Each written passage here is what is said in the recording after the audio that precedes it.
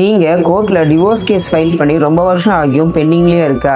லைஃப்ல move on ஆக முடியாம கஷ்டப்படுறீங்களா? கேஸை எப்படி ஃபாஸ்டா முடிக்கலாம்னு ஒரு ஐடியா சொல்றேன், இந்த ரீலை சேவ் பண்ணிக்கோங்க.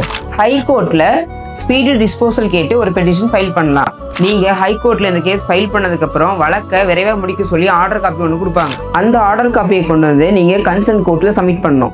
அந்த கன்சர்ன் கோர்ட் ஆனது அந்த ஆர்டர் காப்பி பேஸ் பண்ணி ஃப்ரீக்வெண்டா வாய்தா போட்டு உங்க வழக்கை விரைவா முடிக்கிறதுக்கான முயற்சிகள் பண்ணுவாங்க. இந்த ஸ்பீடி டிஸ்போசல் வழக்கு யாருக்கெல்லாம் அப்ளிகபிள் ஆகுனா, டிவோர்ஸ் கேஸ் ஃபைல் பண்ணியும் ரொம்ப வருஷம் ஆகி எந்த ஒரு ப்ரோக்ரஸ் ஆகாம இருக்கிறவங்களுக்கு பொருந்தும்.